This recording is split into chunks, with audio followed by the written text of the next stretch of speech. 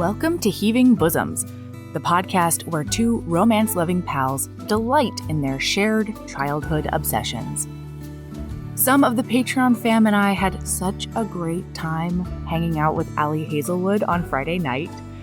Patrons, you can look forward to that audio and video coming out on the Patreon this week.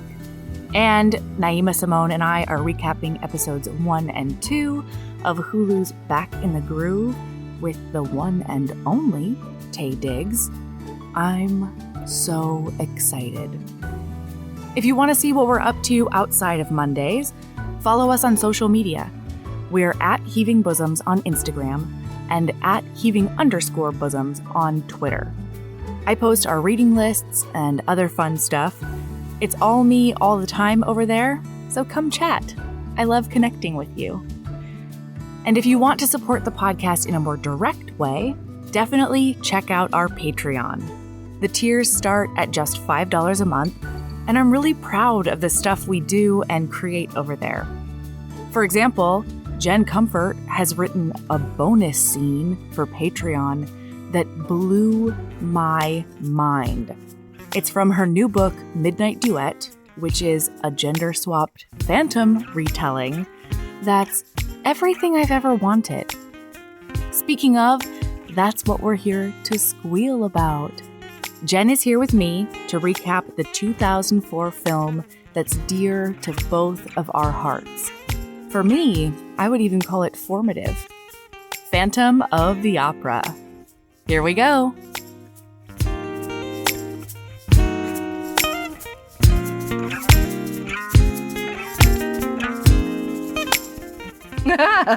Okay, hello. Hello. Excited to be back. I'm excited to have you. Come anytime, all the time. I cannot tell you how much I've been looking forward to this because, I told you a little bit last week about my familial obsession with Phantom of the Opera, but truly, unironically, and I know, as a musical theater nerd, I know that it should maybe be ironic, but I unironically love this musical. Oh, I know. It's so cheesy, so over the top, and that's what everyone loves about it. Yes. Don't hold back. Let's go all in. Why go to Broadway if you're just going to do it halfway? That's why it's called Broadway, because it's big. Yes. And I actually today, so I rewatched it today just to be sure it was super, super fresh. And I roped my 6 and 4-year-old into watching it with me. Oh, wow. So, yeah, that was hilarious all the way through, seeing it through tiny, brand new eyes who, they were trying to put the plot together and they were like, wait, why is he mad? I have a list of the questions and comebacks that I had for them. That is amazing, because I also have those questions. On the 20th watch, I'm still just I don't really know why this is happening, but we're going with it and we're love it. We're leaning in, we're embracing it. Mm-hmm. For reasons, for plot reasons. Absolutely. Unexpected horse here? Absolutely. I'll take a horse. Of course. Sure. I love a good unexpected horse. I love a good unexpected bareback. You know what I mean? Who doesn't? Oh. Clearly not Christine Daae. Oh, no. Christine is very conflicted. And listen, that's relatable as well. She's a little conflicted, but let's be real. She is so into it. You throw some of those scenes, you're just don't deny it, Christine. You're all about this. She is sprung for him in a way that she doesn't think is appropriate, but we all understand. Of course we do, because we read romance novels, and this is what we read them for. We want the dramatic cape flourish. That is the number one turn on. I cannot tell you the amount of times I said, oh, look at him work that cape. Because it was a lot of times. They made sure he had a cape in every scene and an opportunity to dramatically remove the cape. He had to, because he's the best. Anyway, yeah. And the amount of times that my daughter was saying, stop singing, I can't hear, was quite a bit. I'll tell you that much. in some of the songs that might have actually enhanced them, because I would not say that everyone in this movie had the best singing voice. Yeah, I'll give you that. I'll give you that. Okay, so we're doing this because of your incredible new release that I'm super stoked about. Oh! Yes. Yeah, so we talked about it a little bit when we recapped Falling for Christmas, but you've got a gender-swapped Phantom of the Opera retelling with a, like, hairband hero who's German. Yes. Exactly. Yeah. I put in everything that I loved into one book because I didn't know if I'd get to read another one. So I'm wearing my Scorpions t-shirt right now to pay homage to the most like glam rock band. Yes. And that's obviously what Christoph's band Knock Music is based on in Midnight Duet, which is my new book that just came out on the 10th. Yes. Incredible. Yes, that is a reference to Music of the Night, and it is not subtle because Andrew Lloyd Webber's never done anything subtle in his life, and so why would Andrew Lloyd Webber hates subtlety. There's nothing that he hates more than subtlety. Exactly. And you know what else hates subtlety? Glam rock. So I just felt like these things would go well together. And then I decided to set it in the Vegas desert because, Vegas is also not big on subtlety. So these things all just really meshed well together. I hear Gothic vibes, all of it. I mean, and that's one of the reasons that I'm so in love with the book, because I am not a fan, nor am I great with subtlety. The whole time I was going through developmental edits on this book, I kept thinking they were going to be like, you need to tone it down, you need to pull it back, this is too much, and people, they were like, no, go for it. Okay. Yes. So, I'm really happy they let me get away with this book because I had so much fun writing it. And as if people have seen the 2004 masterpiece / tragedy that is Phantom of the Opera, featuring Gerard Butler and Emmy Rossum, they would understand the vibes that went into this book, which are mostly about atmosphere and costuming, a little bit about the music, and not very much about the plot. Oh, it's so... God, I love this movie to the bottom of my soul. I love the show. I love the soundtrack. Like, I'm a mess for this whole thing. And it was so cool today to, like, introduce my kids to it because of, like, we haven't really, they're really young, first of all, but also we've been in pandemic times for a while. And as a result, I haven't really been able to be like the musical theater nerd that I often am in the world in front of them. And so I was talking to my husband and I was like, I think I got to watch Phantom of the Opera and I really want to do it with the kids. And he was like, okay, you can give that a shot. I don't know. Like, is it boring because it's not cartoons? I don't know.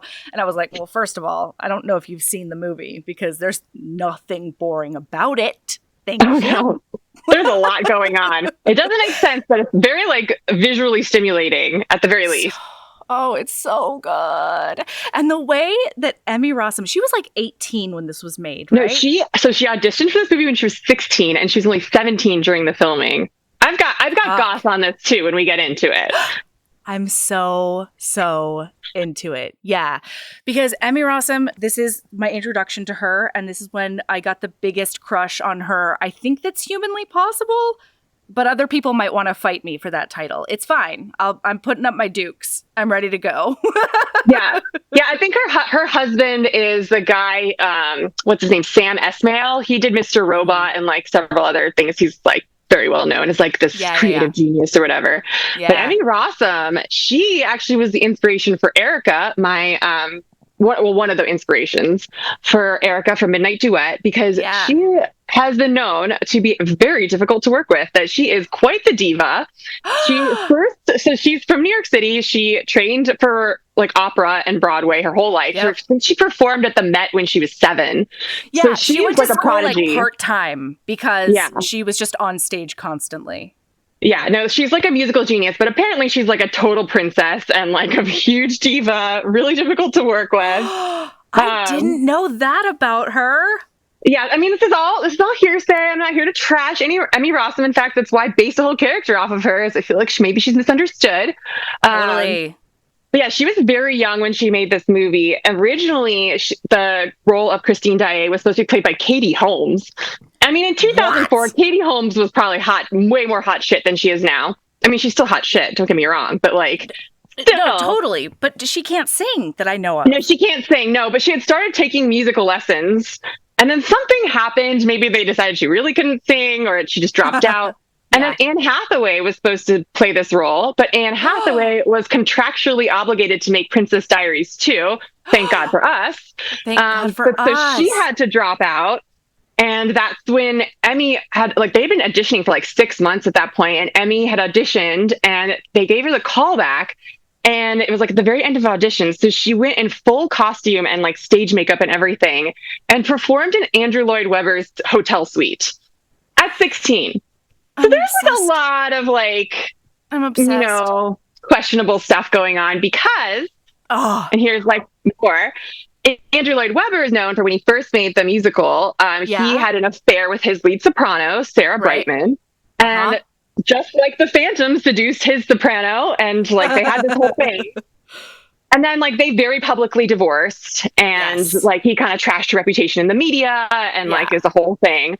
But then Emmy Rossum, also a much younger starlet, auditioning in his room, and she happens to look so much like his ex-wife Sarah Brightman. So you wonder how she got this role. It's probably because he had like a major like creepy old man crush on her.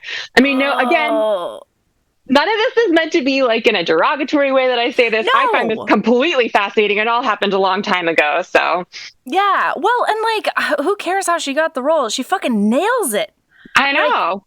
I don't know that another human on this earth could pull off this role in this particular moment in the way she did. Like the first moment you see her come on the screen, those like wide doe eyes is just bananas. Oh, and she does the best job of like going back and forth between like, oh no, I couldn't possibly, I'm so innocent that I believe that the Phantom of the Opera is the angel that my father sent to watch over me. Like, sure he is. But also, she is super into getting in his fucking swan bed. She is so wet for him. And like, and oh man, the final, like when they're performing Don Juan at the end, she does such a good idea of being like becoming entranced by him and then getting out of it and then playing along enough to like really fuck him over. God, it's brilliant. It's beautiful. That whole movie is just so horny. Like, oh my God, it's just a horn fest from start to finish. Absolutely. I mean, they did a good job of casting really hot people for that. That's like really, in terms of casting, I wouldn't say like Emmy Rossum can sing. So can Patrick Wilson. He got the guy who plays Raoul, because he got his start on Broadway. Yep. And Patrick Wilson's really talented. Yeah. And Gerard Butler worked his face off. He did his best. He really did. He really did. Yeah. He worked at least half his face off. That's the one. No, I didn't even mean for that pun to come out, and I apologize to the world. You never apologize for that, but that was perfect, actually. No, he worked so hard to really do this role justice. He did. I mean, he pouts so well. God. Oh my God. And when he cries at the end, like everyone cries with him. I don't understand. I don't know. Okay, we should just talk about it. Yeah, we should talk about it. And then I want the behind the scenes of what inspired what. 100%. Midnight Duet, because I think I know, but like I need you to tell me. Okay. Well, I will say before we, as a disclaimer, like 90% of what I want to talk about is just from the one scene where Phantom takes her down to his lair. That's like, I have all my notes, and almost all of them were from this scene, and then I have like 5 notes about the rest of it. So I swear to God, I could talk about just that section for 7 hours. Like I feel like there has to be a couple of dissertations about it. If not, somebody needs to get on that. Yeah. I wrote an entire book inspired by that scene. So there we go. Okay. So we open up and it is grimy and it's old. Like it's weird and dusty all around. And a dusty Raoul is getting wheeled out of a carriage because he's going into the dilapidated what is it called? Opera Populaire. Yes. In Paris. The one that famously burned down, but is now still relatively intact. Still completely intact. A little dusty. No, all of it's still there, which is interesting because it didn't burn the hell down. It sure did, yeah. But it burned to under the foundation into the catacombs is what it did. Sure did. But like they had really good construction back in 1870, so they totally did. Yeah. And there's this auction that's happening, and this mysterious, very elegant looking, also old person are bidding on a papier-mâché music box with a monkey on it. Yes. The significant music box, which I think is only like shown one other time and maybe twice in the movie, but we're meant to believe this is like really important to Raoul. It's really important to the world. It was here's the thing. Raoul is almost the villain of this film. Oh, he is. No, let's be real. He's the villain. Yeah, who says otherwise. But like, if nothing else, his punishment was that he knew that his wife was firmly in love with another person the entire time they were married.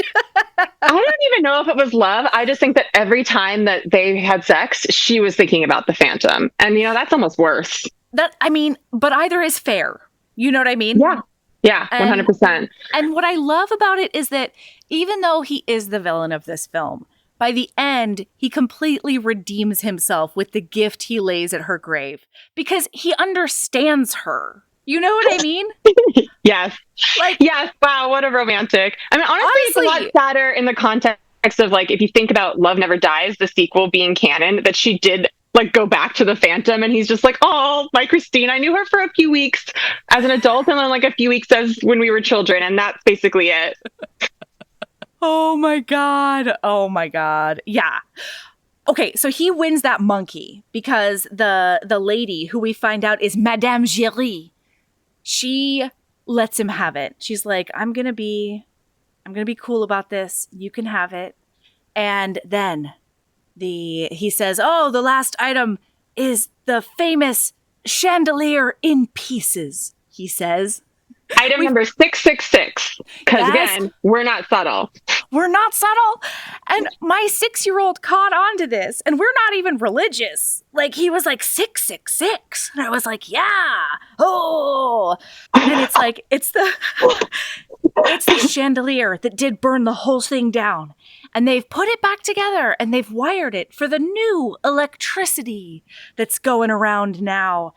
And they're going to give a presentation of how good that chandelier is. And so they pull it up and I've got my arms around both my kids and I said, okay, are you ready? Are you ready? And then, oh, it's so good. It's so good. Oh my God. Like that is just like the most dramatic, like glam rock song ever. I mean, it's definitely one of my top 10 faves, but then like the dramatic, I love the opening where they're just like goes back in time from like the chandelier, dust off, and wind. Then, yeah.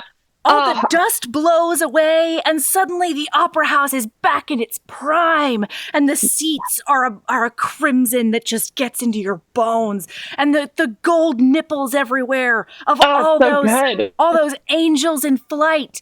Oh God, I can't even.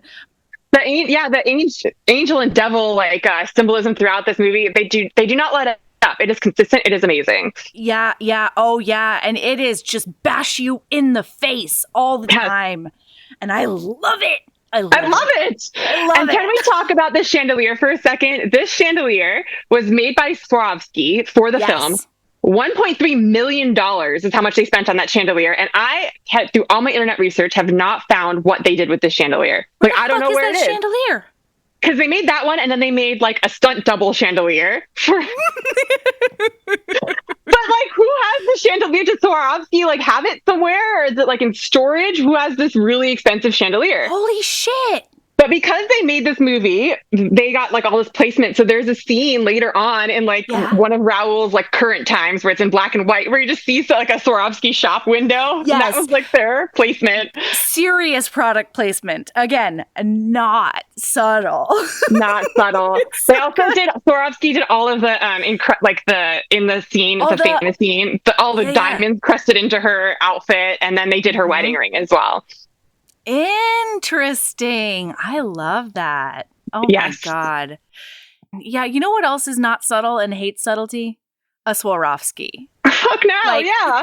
Like so many things had to come together to make this perfection come to life. Oh yeah. So like, can we encrust it in crystals? If we can, it's happening. It has to be. It can be no other way. They had an $80 million budget for this movie. I didn't know that. They're just throwing money at the place. Like, it had to have lost a lot of money because I know it didn't do very well, but I'm so glad for every penny spent. I don't know. It did enough in my heart. You know what I mean? Oh, God. Okay, so now we're back in 1870, Paris. And there are new owners of the Opera House, and they are junk dealers. Scrap metalers. Thank you. Yeah, they're literally trash. It's like the least subtle thing in the world, and I absolutely love it. They're literally trash. Oh, it's so good. All right, so then they're going in to meet everybody in the Opera House. This Opera House is roughly the size of the Colosseum when you take a tour via not drone, because I don't think they had drones in 2004. In the olden times. Truly. 2004. Yeah, but like they have those shots going through like the downstairs portion, the backstage portion of the Opera House. And then it goes on the front, and like everybody's in the garish costumes, and they all have hats that are at least 4 feet tall. Mm-hmm. And oh God, the makeup on its own is ridiculous. It's incredible. And my 4-year-old was like, why they look like that? I mean, again, valid question. And I was like, well, sweetie, they're traditional opera stars. And so that's how they have to look. This is theater, okay? This is theater. Yeah. This is stage makeup to the extreme. And we love it. And we need more of it. Oh, God. Yeah. Honestly, I think it did a really nice job of like kind of expressing the vibe of like being backstage in a theater production. Because anyone who's ever been on stage, you know that's kind of like the really convivial, like we're all a family here. Half the cast is drunk, which is also pretty accurate. Yes. And like the really like over the top makeup. And you know it just reeks of BO back there. Oh my God, it smells so bad. Everything. And feet. Yeah, feet. Yeah, because those costumes can't really be laundered in now times, let alone in 1870. And like all the dancers, you know, they're just like they're nasty, gross ass, like, you know, bloody, crusty feet as they're crammed into their. I was in the Nutcracker every year in high school, and it was basically just stinky feet and BO. I mean, just the lights alone. The lights alone for being on stage, and then you think about 1870, that's literal fire on the front of that stage. Like, it's amazing. It's amazing. Yeah. And it captured like the frenetic energy of a production that's about to start, you know, like the dress rehearsal days. It's just, it's incredible. The energy of this opening scene is just amazing. And because I had brand new eyes with me, I saw a detail that I had never seen before, because as they're on stage introducing everybody to the new owners and the brand new patron of the opera, the Viscount Champs, I don't remember his name. Changi or whatever. Changi, yeah. That's Raoul. There's this elephant that's on stage. And it does turn around so that you can see like the mechanics in it. And my son, the 6-year-old, goes, oh, there's drinking beer. And I was like, who? What are you talking about? And he was like, the guys who were in that elephant's butt. They were just drinking beer. Yeah, that's pretty great. And I can't remember now because like the guy, like there's guys in charge of the stage lighting. He's not there when the thing falls on Carlotta later. And I'm trying to remember if he was the guy who was drunk in the elephant or if it was somebody else. Yeah. Yeah. I do think it was somebody else, but it could have definitely been him. That poor man. Yeah, because that would be clever if it was like, oh, that explains where he was. Because where was he, right? Yeah.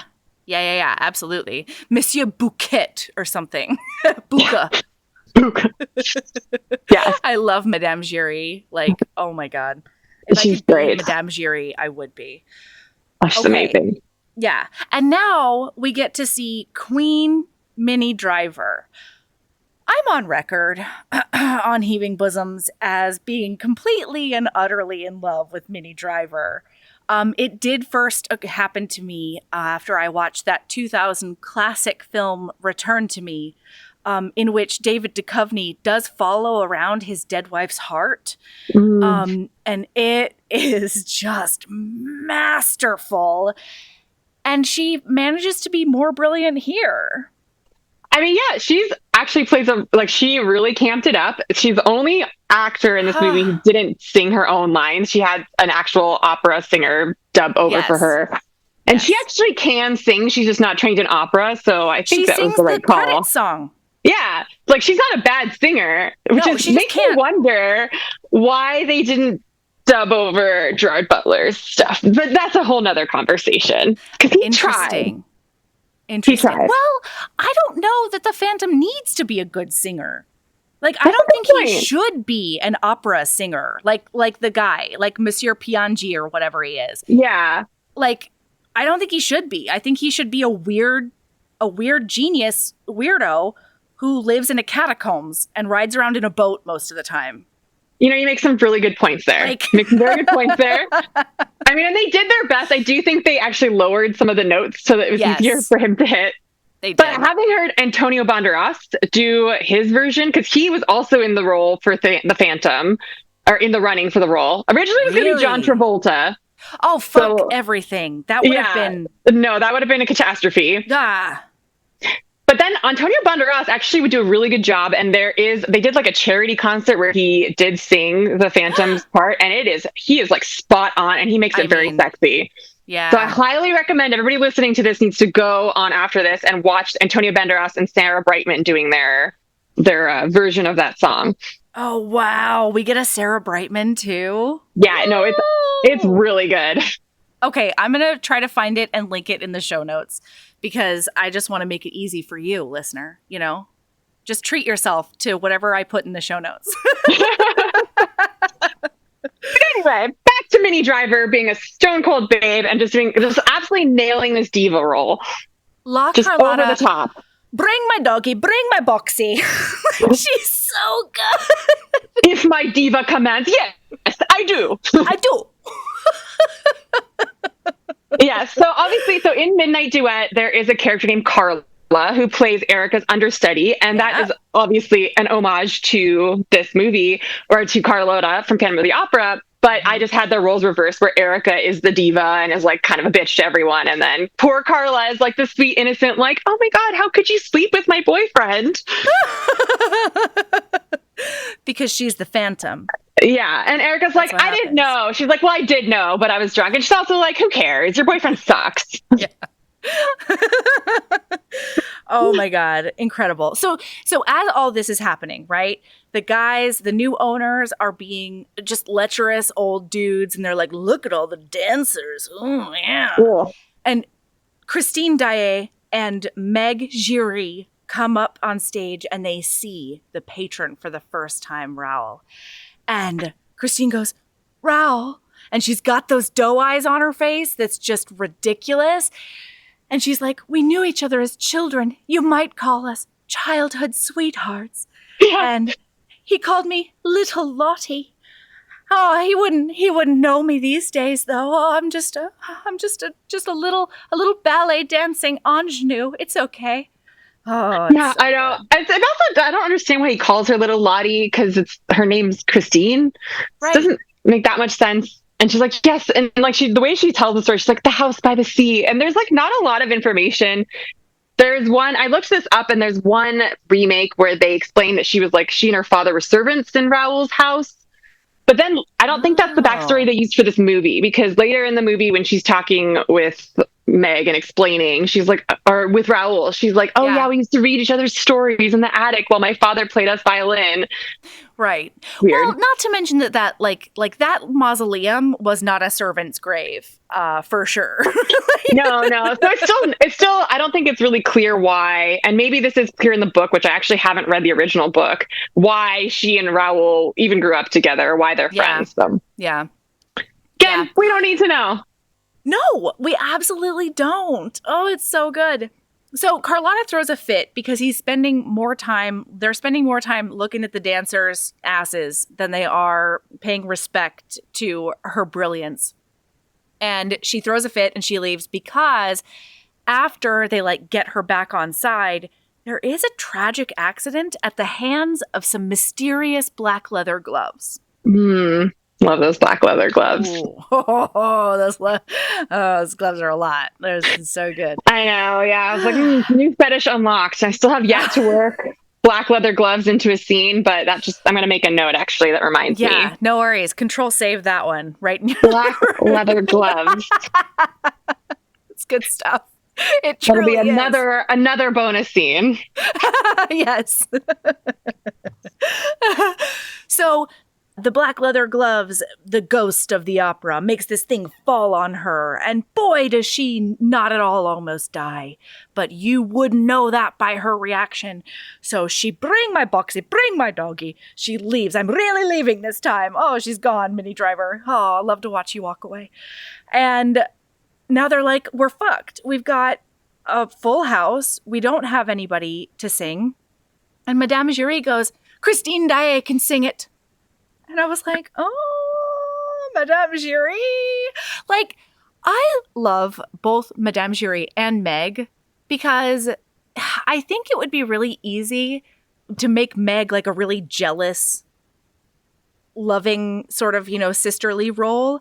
And both of them are just no, you're actually part of our family. We want the best for you, no matter what it means to everyone else. And it's lovely. And so she has to sing the aria. Christine has to sing the aria in front of everyone. And they're like, don't be nervous. You can do it. Madame Giry says she's had a really good teacher. And they're like, who is this famous teacher? And she goes, I don't know his name, sir. I mean, I just love that Madame Giry is really, she's got the Phantom's back. She's 100% Team Phantom. She is just look, I found you this hot lady. She can sing. She can make her your protege. I don't know why she didn't offer her own daughter, but maybe she just sensed that Meg didn't have the talent and was like, Meg, you're really best as a supporting character. Yeah. And I think that's really good that she recognized that, set her daughter up for success. I mean, I think there has to be a component to where somebody found this sexy lady for him when she was around 9.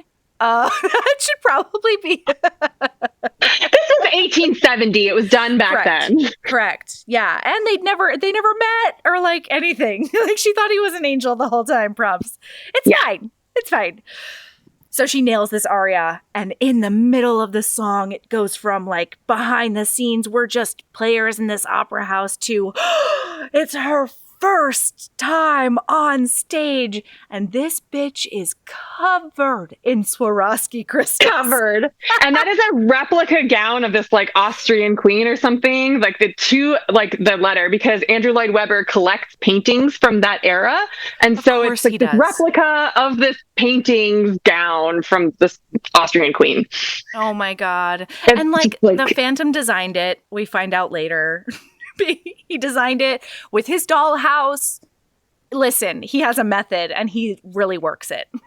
Yeah. I mean, honestly, this man is born to be a theater director. That is his passion. And he's good at it. It was a fantastic design. It works really well. I don't know how it plays into the role of Hannibal, which is an opera that doesn't actually exist, but somehow it went from Carlotta's over the top, somewhat thematic, pseudo-Roman costume to this all white Austrian ball gown, but don't worry about it. All white angel ball gown, angel Austrian ball gown. That's why it works, because she is an angel and she was trained by the angel of music, everyone. Oh my God. So when she's on stage, Raoul, who is sitting in the Phantom's box, I will have everyone know. So fucking rude. Disrespectful. The fucking clackers on this guy that he thinks he can swing his balls around and sit in the Phantom's. He could just show up here in his leather trench coat, standing up, driving his own carriage, some playboy, some rich fucking playboy who just feels feels like investing in the theater. We do love contributing. We support all of the arts, but especially this theater. Most definitely. I'm going to sit specifically in the box that I was told not to because I'm rich and I can do whatever I want. Because I own this place, Raoul says. Well, and like, I'm so glad. Thank you for bringing up that detail because I had forgotten that he did that. And as I'm sitting on the couch with my kids, I literally go, Raoul, there's a seat on that carrot. Like, there's a sit down. What are you doing? It's literally like some guy pulling up in a Corvette and you're like standing up in your Corvette. Like, what the fuck are you doing? Truly. Get out of that curricle sunroof, Raoul. Okay? Get out of there. Yeah. But 1870 equivalent. Yeah, exactly. So he's like, can it be Christine? And I goes down and she's in her dressing room because they did completely redo Carlotta's dressing room and they got rid of all of her garish paintings. We find out later on, I had never noticed this before either, but in Carlotta's dressing room, the painting of her is a painting of her holding a man's head. Yes, it's Andrew Lloyd Webber's head. Is it really? Yes. Yes. There's so many layers to this. Holy and actually, shit. in one of the last scenes that we get to see of the dressing room, we do see behind a screen there is like another like a little like marquee of Carlotta that got like covered up by the screen. Like they like very hastily just like tried to do it. Yeah. So actually, I think in terms of set design, there were a lot of like really nuanced things that the set designers did. Like. Oh, yeah. Yeah. There's another one that comes up later where we're in the Phantom's area, like cave, and you see that he has all these Greek statue heads, but they all have Phantom masks on. They all have masks on them. Oh. Cute. Yo. I love him so much. So good. No, I mean, that's the thing, right? Like, we joke about things being just like, you know, vibes and whatever, but a metric fuck ton of detail has to go into something in order to achieve a vibe. Like, that's like, I don't know. Sometimes I get a little annoyed about this because I think that especially like women and a lot of romance writers in particular do this. And it almost sounds like they're discounting all of the work they put in to like write a book or do whatever. But like to make a vibe, you have to work really fucking hard at it and then make it look seamless and easy. And like, you know? It's all about the detail and you have to like be consistent in your motif or it just doesn't feel, it's like the vibe breaks. Exactly. Absolutely. Yeah. Yeah. You have that like that How I Met Your Mother glass shatter moment and then it's over. Vibe gone. Yeah. Yeah. Okay. So Raoul comes into her dressing room and he's like, oh my gosh, little Lottie. And they start doing this weird, creepy ass story at each other. He's like, little Lottie did love petting her lamb. I don't know what he says. Do you know what he says? Oh, yeah. It's something like, oh, no, I don't even remember. Is that when he's like, oh, yeah, the violin, blah, blah, blah? Or yeah, they're talking about violin. They're like recapping their childhood for us so that we can understand where the connection really lies. Picnics in the attic, reading to each other, dark stories of the North. Like, it's just really, I'm like, is this 7-year-old material? It's like a little too horny for how old you guys ostensibly were. Yeah, absolutely. Yeah. I mean, but also fine. That's fine with me. It works. Yeah, it works. But then this is how we know Raoul is the villain. Is he's like, hey, we're going to dinner, bitch. And she's like, I can't. Like my teacher's, this angel is really strict. Like, you know how angels are, right? That you've got, and he's like, we're going. A woman mouth on you and you need to shut your woman mouth. Yeah. And I'll have the carriage waiting for you. Yeah. Yeah, he's like, go change. And I'm just like, oh, you little shit shyster. Yeah. Yeah. Ew. And like, that is also consistent. Love him. Mm-hmm. Love Raoul. But like, wow, that's super consistent. Probably until she died. Anyway, so, all right. So then Angel of Music happens. That song is next. Think of Me was just now. Now we've got Angel of Music happening because all of the candles go out in her room. And It's a big mystery. And then we see a black gloved hand, those black leather gloves, I'm telling you right now, locks the door to her dressing room from the outside. And then we see that Madame Giry watched the whole thing go down. And she's like, hell yeah. She's the best phantom wingman that has ever existed in the history of the world. I like to believe she's the one who tipped the Phantom off and was like, yo, your girl is about to leave with this fuckboy up here. You're going to do something about this? And he's like, hell yeah, I'm going to do something about this. I'm going to lock her in her dressing room. Absolutely. High five. Now let's go. Yeah. Like, they are such bros. It makes me so happy. It almost makes me wonder whether they're like, why there wasn't a romance between Madame Giry and the Phantom, who are ostensibly the same age, because in their flashback that they decided to add for this movie, she rescues him as a child. But now her daughter is the same age as Christine. So, I do wonder if there was like a small interlude, and now they're just like friends after being friends who boned. Yeah. Oh, no, he hasn't boned before. He tells us that at the end. Fuck. Anyway. That's true. Yeah. He says it out loud. Maybe the canon is that Madame Giry is not into men.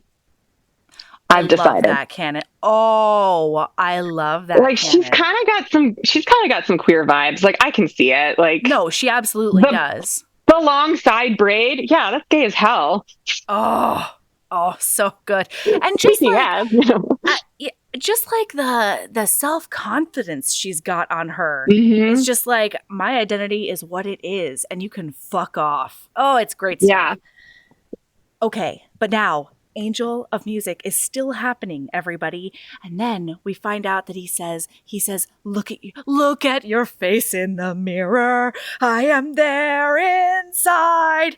And then we get like this dream sequence happening almost because she's fucking mesmerized by him. Yeah. And the thing is, like, this isn't actually a dream sequence because she really does disappear. So this is really happening. He's using magic. Although I think in the book it's like, oh, well, he actually has all these stage tricks and like engineering skills, so it's not really magic. But in the movie, they make you believe it's magic.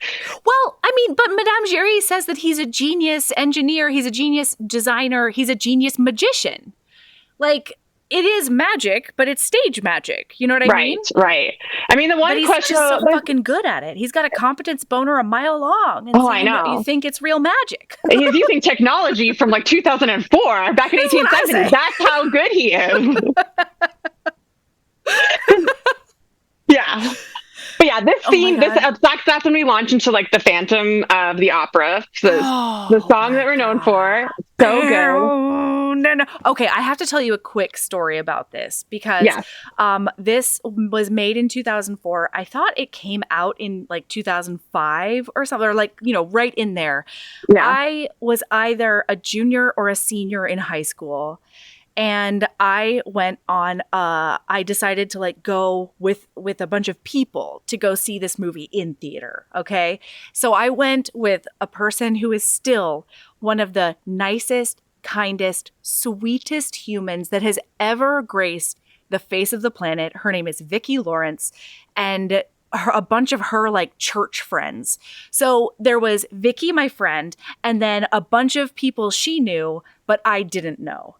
And so we're in there and we're sitting, like a bunch of people are sitting a few seats away from me. And then the no happens.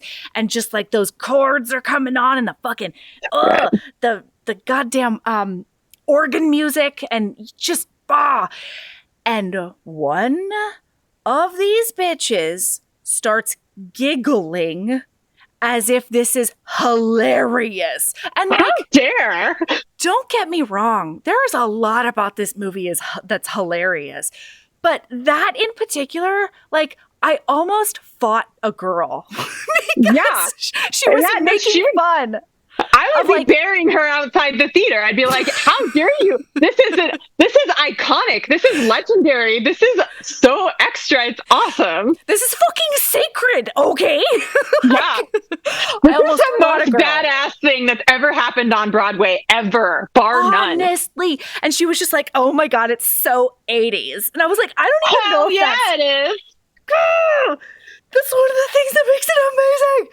Oh my God. It's a compliment. Like, and Vicky wouldn't have even been able to hold me back because she was such a sweet, like, angel of a human that she wouldn't even know what had come over me. You know? Yeah, she was your angel of music. Well, yeah, basically. Yeah, she's the ingenue, but like that doesn't get tempted by the phantom. You know what I mean? Yeah, it's true. She did get tempted by Jesus, though. Very Jesus. Anyway. Yeah. So I did almost come to fisticuffs in a movie theater when I was around 17 over this movie, and I regret nothing. Yeah, no, that's actually very valid. Before we do get deep into the mirrors and the fog and everything, I did want to highlight one of my favorite lines in this movie is when the Phantom is like talking smack about Raoul, and he's like, "You insolent boy, you the slave of fashion." The slave of fashion. This coming from the guy with like 20 capes in his closet and nothing else. Sir. Yeah. But it's kind of true because Raoul really does dress like a total twat. Like, it's again, the leather trench coat does come back later, and it is so obnoxious. He looks like a guy who just like finished backpacking around Europe and picked up a few things here and there from like his travels in Italy. I just picked this up in Prague. It's fine. Yeah. It's no big deal. I also got a taste for coffee there. Yeah. The fuck up, Raoul. And cigarettes. Like, and he thinks he's so hot. He's got his fucking like hair flipped like he's a desperate housewife. Yes, he does. And he's got that deep side part.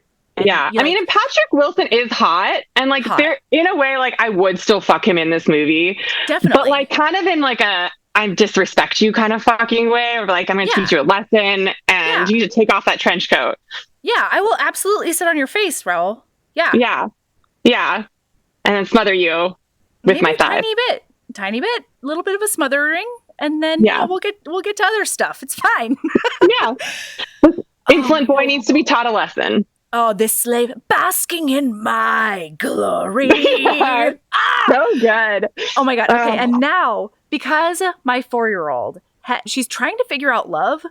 And she's really gotten into princesses. She's trying to figure out all the big things in life right now. She's trying to figure out love, death, and fashion.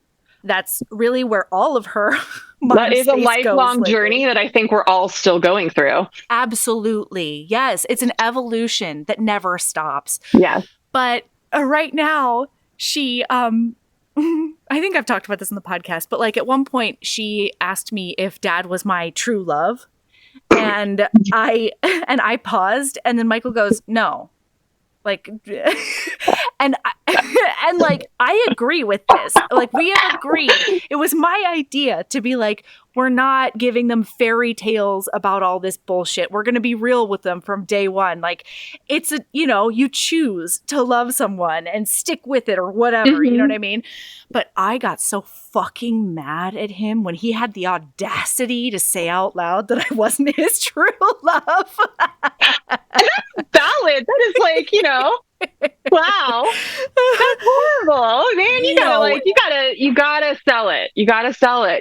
There's certain moments where you just have to say the thing. It's like, would you love me if I was still a worm? Yes. You just say yes. You don't need to go into the philosophical background. Yeah. If your kids ask, is she the one? Yes, she is. It is also a lot of work. Yeah, absolutely. And I think he would have said yes if I was the one, but he was so funny and so cute because he was really confused as to why I was so mad at him. And like he came up later and he was like, "Hey, I thought we were doing that thing where we don't lie to her about love and stuff." And I was like, "Yes, we are. Okay, we are." And he was like, "I do love you though." And I was like, "I know." Sweet summer child. It's so cute. Anyway, I only say this because at this moment when Raoul goes and he's like, Christine, who's that voice? And he's trying to unlock the door and he can't. She just looks at me with her big ol' eyes and she goes, I wrote it down. "Why can't her true love can't get in?"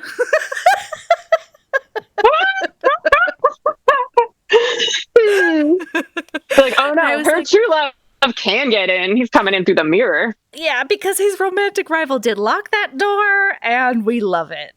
Yeah. We're here for it. Why can't her true love get in? It made me so happy. Okay, so now we're in the iconic song, and we're finding out that there is another Colosseum below the opera. And there's tunnels, and there are 17 stories of spiral stone staircases. Yes. She is like literally descending into hell. So it's like a Persephone and Hades like allegory here. Yes. And they actually did use, so the scene where she's going down with the candelabras, that was a reference to Beauty and the Beast, which is also referenced again with the swan bed, because in the 1946 Beauty, La Belle et la Bête, they have the same swan bed that was like popularized by Mae West. But yeah, so Andrew Lloyd Webber it's canon that he loves Beauty and the Beast. This is like definitely very inspired by it. Yes. And so that scene was an homage to Beauty and the Beast. But then I used that scene in Midnight Duet, where Erica is actually leading Christoph and the band down this hallway, and he like runs into one of the sconces. Yes. And then there's like in the movie, they cut to like two rats for some reason later when Meg is coming down the hallway, and the two rats inspired John and Javert, who are Erica's rats in the book. It's like not even, there wasn't any other further meaning to it. I was just like, oh, there's some rats here. I'm going to put those in my book. I love a rat. Oh my God. I love an unexpected pet. It makes me so happy. Well, and then the rats are like a metaphor because, they have a bad reputation, but once you get to know them, you realize they're like very loving social creatures, and which really is how Erica sees herself. Like she finds like kinship with the rat because she also has a bad reputation, but, misunderstood. Absolutely misunderstood. It just needs a good dickin'. You know what I mean? Good. But I retconned all of that. It was really just inspired by seeing these rats in the hallway. I love it. Oh my God. So, and then, so the other thing is like, as she's going down to like each level, I do want to note that each time something about her costume gets sluttier. So she like the first level, she loses the overcoat, like the bathrobe. The next one, like the corset gets tighter, and then she gets eyeshadow in the next one, and then her hair gets bigger. Like it just literally grows to like twice the size, like 80s style. Brilliant. And then the Swarovski crystals come out, the thigh-high slit in the skirt. Slit. Yes. With the Swarovski encrusted stockings, the thigh-high stockings. And then by the time she's in the boat, she is just like fully disrobed. And she also has an extra cape now hanging off the back that wasn't there before. Yes. So it was just great how it was like each one just a little bit sluttier. And oh my God, and her boobs are out. It is so good. Okay, so when they get to the point where that they get in a boat, okay, and so I mean, similar to how I do on the podcast, a lot of times I just shout things out when I watch things, and nothing can stop me. Wild Horses couldn't. And my husband's always like, we should be filming this and like we should be putting this on like reaction videos or whatever. And I was like, I don't know how to do that. It doesn't matter. And as this is happening, I said, oh, we're going from horse to boat, kids. And then there's a beat, and then I said, he's doing a gondola on her. Oh, man. And Michael just snorts from the other room, and he goes, what's doing a gondola on her? and then he pauses, and he goes, do you want me to do a gondola on you later? Yeah, 100%. Who doesn't want to have a gondola done on them? I said, maybe. And he goes, oh, boy, you better Google that and maybe stretch before. The gondola that has a gold skull imprinted on the front, because that's like his calling card. So he's got like the skull that seals all the wax notes that he sends to everyone, and then the same skull of his sword. Mm-hmm. Yeah, see, that's what we're talking about with motif. Is like they didn't just like randomly throw gothic things together. They were like, his symbols are the skull and a swan. Because the swan is also represented in like the candelabras and like also on the boat a little bit. There's the wings. Absolutely. Yeah. And also that horse is not in the stage production. It is only in the book. That horse is named Caesar. And I think everybody should know about Caesar, whose only role in this movie is to walk Christine from the ramp down to the boat. But he's been tied up there this whole time, waiting to serve this one purpose. Oh, Caesar, you did well. Did. You executed your duties with perfection. And unlike Balthazar in the Christmas movie, I do believe that the Phantom feeds Caesar. Oh, that horse is so well fed. That coat was glistening because he was getting every nutrient he needed. I believe it's like a Witcher situation where like he doesn't have anyone else to talk to, and so he and Caesar are like best friends. Oh, I love that. In my headcanon. Yes, I love that. Oh my God. Yeah, and so as Music of the Night is happening, because we transition to Music of the Night, and so I'm trying to explain to the kids, I was like, see how she's in all white and he's in all black? This is what we call the Hades and Persephone trope. And then from the kitchen, my husband shouts, like Bowser and Peach. Kind of. I mean, later she wears that like pink dress that is very Princess Peach. Yeah, like Bowser and Peach. Oh my God, he's so sexy. I don't even know. Oh God, yeah. All right, now again, another kink unlocked. I'm so excited. We're discovering so many on the show. That's what I'm here for. Yeah, but yeah, no, she is so into this the whole time. Like, Music of the Night is like canon, the seduction song. Like, this is like, I mean, the lines are so not like subtle, where he's just like, give in to the music of the night. Oh yeah. Oh, and I had so many more notes too on like the decor. There is like he does a dramatic cloak removal for the first time here. Oh, that flourish. Oh my God. Yes. And this is where I mentioned this earlier, but he was cast specifically because of his role in Dracula 2000. They're like, yeah, we know he can't sing, but Joel Schumacher saw him in Dracula 2000 and was like, that is the vibe that I want for the Phantom. And I feel like in this scene, he is really giving Dracula 2000 energy. Oh, I love that. Yeah, he absolutely is. But like this part where he's like, let your darker side give in to the music of the night. That was kind of like the whole vibe like with Midnight Duet that I was going for. That energy of just like Erica, the Phantom, trying to seduce Kristoff and be like, yeah, just give in, be bad, like have a good time with it. Come be bad with me. Yeah.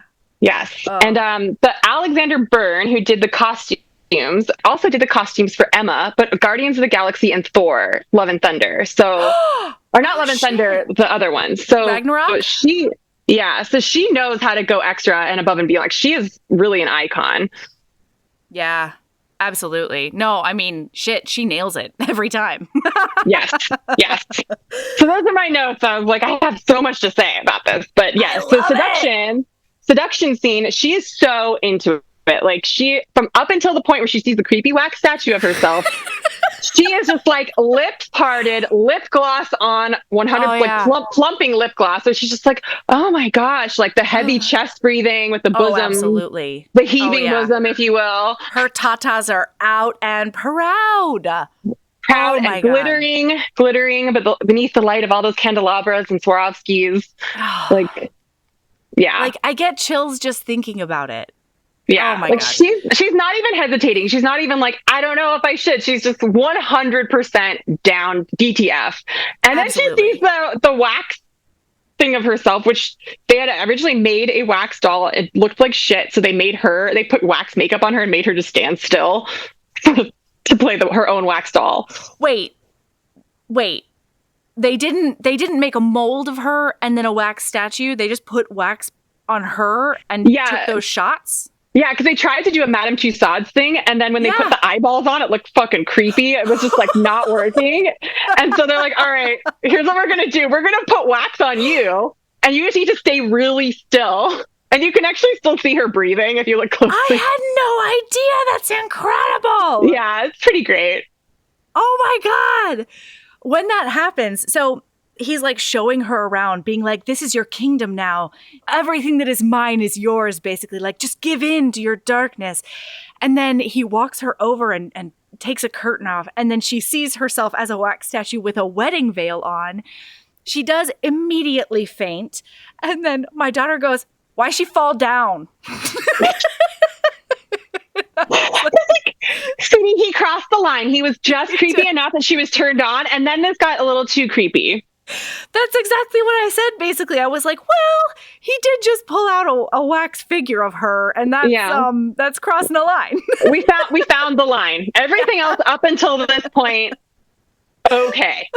But the wax, and then that is weird. It is weird. It's not really explained why he does that when he obviously has Caesar for company and Madame Jury as his other friend. So, like, Absolutely. why? Absolutely. I mean, honestly, the Phantom is like the queen of manifestation, really. True. Like, all he does is manifest down in his catacombs. And so part of that is putting a bitch in a wedding veil and being like, it's gonna happen. She's gonna ask my D someday. Exactly, yeah. Like, and in the sequel, I mean, she does, right? She super does. It just happens to be in Coney Island instead of Paris. Oh my God. Will you please come on Patreon and recap the sequel with me? Oh yeah, I actually have not seen the sequel. I haven't been able to bring myself to watch it either. But I know I need to. I know I need to put myself through it. Apparently, some of the songs are actually bangers. Yeah, that's true. That's true. I haven't allowed myself to know that the sequel exists. You know what I mean? Like, I've just put that wall up and I was like, it just didn't happen. But the only person I think I would A, break that rule for, and B, want to experience that with is you. So yeah. No, I think I can do that honor. No, I think I can spin it. I can spin it, and we can find the Swarovski crystals in the catacombs of this movie. We will. We absolutely will. Or, you know, the wooden roller coasters of Coney Island. Oh my God. Like, even compared to when this was written, Coney Island has gotten like even grimier, and it's like even less of a sexy destination for... No, you know what? The only thing Coney Island is good for is the annual mermaid parade. Oh, that's incredible. And that's it. That's all. There you go. Congratulations, Mermaid Parade. You did it. Yeah. Okay, so she faints and he puts her in that iconic swan bed.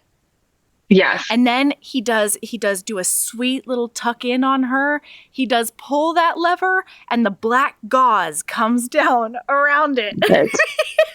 He's shrouding her in black lace. He has an automatic curtain that goes down on his swan bed. And I'm obsessed with it. I mean, theoretically, he's using the same stage tech that he would use to like lower and raise the curtains. Yeah. In a theater, you know, he's just taking it to the next level. Yeah. No, he's a fucking genius, and he's not going to waste that on other people. Like, no, he's definitely going to use it for himself. I don't even think he sleeps in that bed. I think he has saved that bed for her. Yeah. No, actually, yes. I think that's true. Yeah. Like, I think he's been having wet dreams about sleeping in it with her for the first time. Yeah. But like, he's such a gentleman. He just kind of is like, you know what? You're unconscious. You're unconscious right now, lady. Like, why don't you have a little napsies? Yeah. I'm just going to be at my organ, chilling. Yep. Waiting for you to wake up. Angsty songs, as one does. Yes. Absolutely. Is this when little Jury finds the tunnel and Madame Jury is like, get out of there. This is not for you. Well, that's why I questioned whether or not there was magic, because like the tunnel's all lit and has like the moving candelabras, but when she goes down it, there's like all the cobwebs. So I'm like, is that magic that made? But no, I guess they were just all mechanical. Yeah, I mean, I think the thing is, right, is that I have never been able to decide whether it's all mechanical or if, because he has been grooming her from afar since she was 9, like, if all of that charming stuff is really in Christine's head because she's been working herself up to like meet the angel for the first time, and we're just seeing it from her perspective. Because like in the mirror part of Angel of Music, she is like she's still singing. But when you watch her walk to the mirror in slow motion, it's just her face, like, mesmerized by him. Oh, yeah. So and there might be a little bit of, like, delusion going on. Yeah, absolutely. Because she's so taken by him. Yeah, maybe that fog has, like, a little bit of, like, special psychoactive chemical to it. Because he does, like, replace... Later, when he replaces Minnie Driver or Carlotta's like perfume, like throat perfume, with something else, so I think he has like a talent with potions. He's a chemist. Yeah. So he can do that and like probably put some like, you know, it's basically like happy gas or whatever. She's just tripping balls when she's going down there. God. It's like, wow, all these moving candelabras. He's like, yeah, sure. Anyway, keep going. Great. She's like, what an amazing horse. He's like, okay, there's no horse here. You. This is Caesar. Yeah.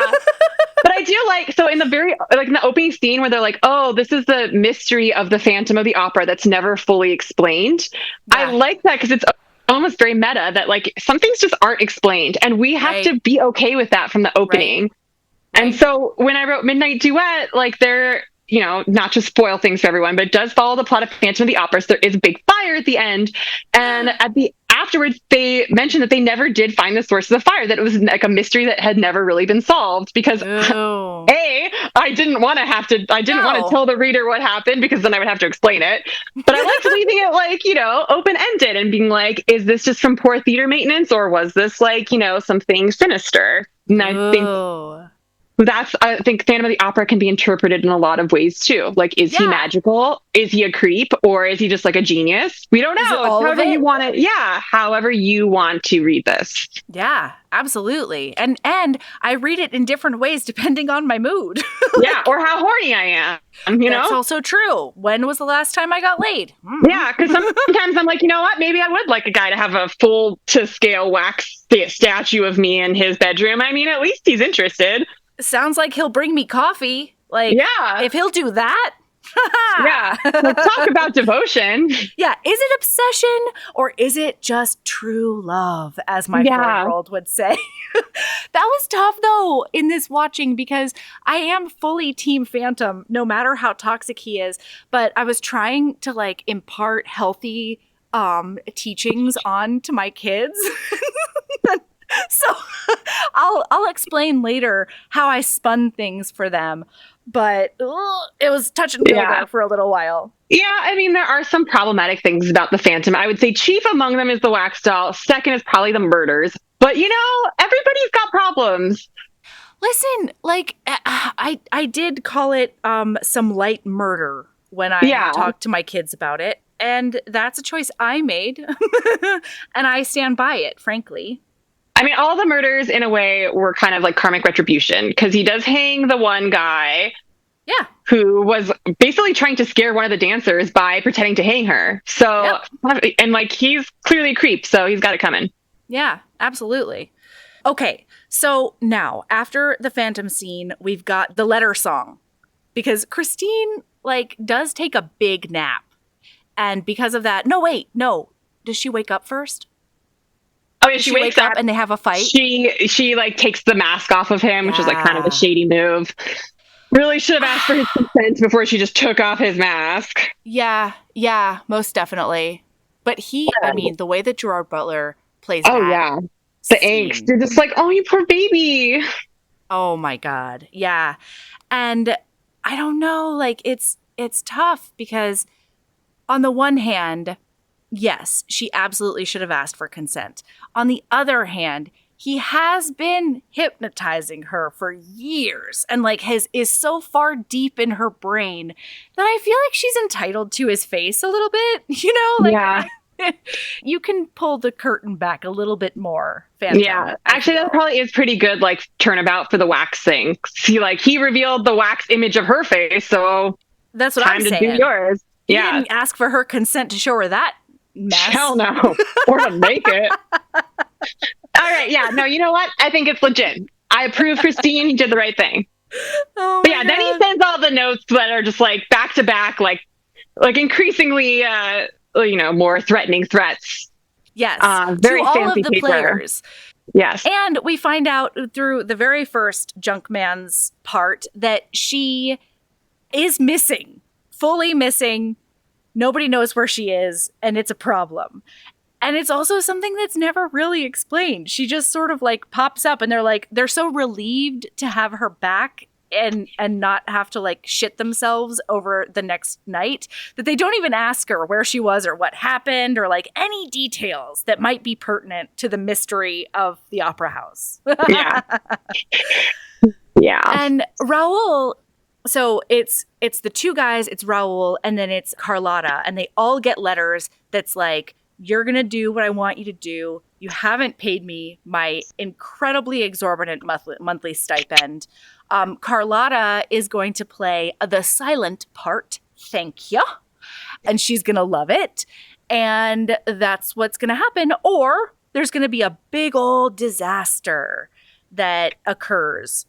So, just make your decisions. Do you want disaster or do you want to do what my genius tells you to do? And Carlotta throws a fit. And the guys are like, no, it's you. It's always you, been you. Yes, absolutely. And then we get one of my other favorite songs. Listen, every song is my favorite song. Like, I'm not apologizing for it. I'm going to say it every time. But Prima Donna happens. And I forgot that she makes them drink champagne out of her dirty shoes. I forgot. Extra. This is where, like, I really feel like costume design got a chance to really get its day in the sun, because this is where they counteracted all of the gothiness of like the angel demon stuff, and they just went full pink. It was just like fluorescent everything is shades of pink for Carlotta. Yes, that's her signature color. Her little Pomeranian dog. It's so good. It's amazing. Beautiful. So good. It's so good. And like, I love that she and the dude are a couple. Inexplicably, the two singers are a couple. That makes me so happy. I mean, I guess it's not inexplicable. At the very least, it's close proximity syndrome, Yeah. They probably also have like talent boners for each other. Yeah, I think that's totally valid. Like, you have a lot in common. Like, and whom among us hasn't slept with a coworker? You just spend a lot of time together. So you have a good point. Especially when you're in a work situation that has such a fucking weird schedule. Mm-hmm. Like, it's hard to date people who are not also theater people. Exactly. Yeah. So Prima Donna happens, first lady of the stage. I love it so much. She makes them drink champagne out of her shoe, and then she makes them ride her around on one of those, carrying crates. What are those called? Those old-timey... Like the palanquins? Those are the ones. Yeah. They have to ride her around backstage on one of those. I'm obsessed. Just like pure like Mariah Carey vibes, or like Liza Minnelli, just like 100%. Like, I'm a star and I buy it, I do, and I love it. I love it. Yeah. Maybe she took lessons from Emmy Rossum herself. Minnie Driver, you know what I mean? Maybe she took notes and she was like, this is what I will channel for Carlotta. I just like the confidence, the energy of being 16 years old and like having people never want to work with you again because you're such a terror on set. Oh my God. I mean, and I love that. It's such youth. You know what I mean? Youth and talent. Because Leah Michelle's the same way. That Glee lady? Mm-hmm. Same way. Horrendous to work with. It's like, I am hot shit and you can all bow at my feet. Absolutely. And she also, holy shit, she also showed up to her audition for Glee in full Rachel cosplay. She walked in as Rachel, and she had just gotten into a car accident in the parking lot, and she was just like dusting glass out of her hair as Rachel, being like, I don't know, is this an audition or have I already gotten the part? Yeah. No, Lea Michele is another inspiration for for Erica before she becomes like a better person, basically. Oh. Just channeling all of these like child prodigies who just, got a little big for their britches and need to learn how to be kind to people. Yeah. But more importantly, learn to be kind to themselves. You have to love you before you can love anyone else. Because I really do believe a lot of it is just like covering up a lot of insecurity. Most definitely. Well, and being taught from a young age to require external validation. Exactly. You know what I mean? Yep. Yeah. It's a lot. Like, it doesn't excuse their behavior. They do need to work on it. But I do think that we can always find a place in our hearts for people who are misunderstood. Most definitely. Yeah. And like, don't forget all the shitty things they do, though. You know what I mean? Oh, yeah. No, they need to repent and atone. 100%. Yeah. A lot of groveling needs to be involved. But Lea Michele, you were racist when you were on Glee. Like, you were racist to a lot of people. Not okay. Well, that's actually like the one thing that I think you can't really come back from. That's where I will not find a heart, the ability to forgive. Yeah. Yeah, no, never. That's what I'm saying. Never forget. Yeah. I forgot about that part. As far as I know, Emmy Rossum hasn't done anything that problematic, but there's still time. My heart will break into a million pieces if I find out that she's truly problematic. I'm not going to lie to you.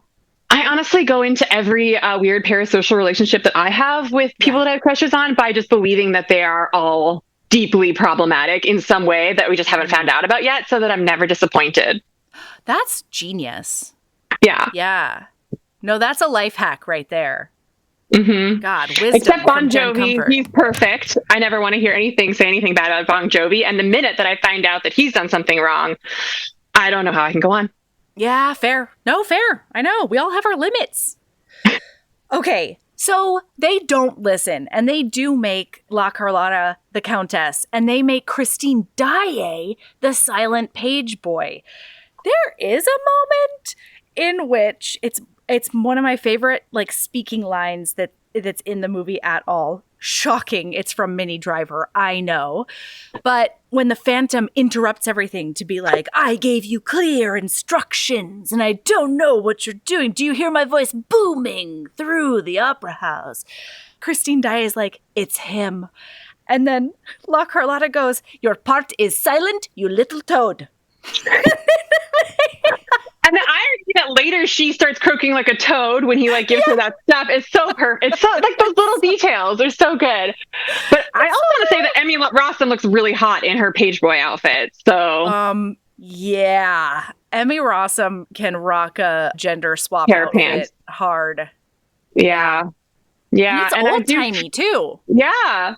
Yeah, like her and then Meg at the end of the movie when she's wearing like the thigh, like the high-waisted pants. I know we've talked about high-waisted pants before. Really think that Meg pulls it off here. I mean, Meg is so hot. Like, I don't understand how someone that hot exists. Like, really, truly. Her and everybody in this movie's hot. But gosh, Meg is like, wow. Yeah. She and Emmy Rossum. Wow. Okay. Yeah. I mean, after once I found out that they were both like under 18 while filming this movie, I did feel very weird about all of these notes that I wrote. But like, I forgot.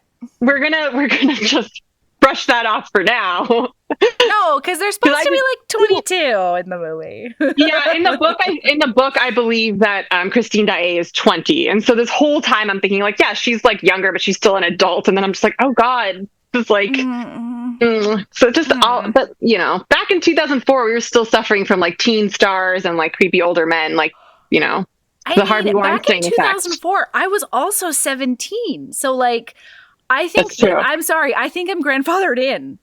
I think you know what? That's fair because Emmy Rossum is our age now, and we were 17 at the time that we saw this movie. Because I think I'm allowed to be as creepy as I want. All right, fair.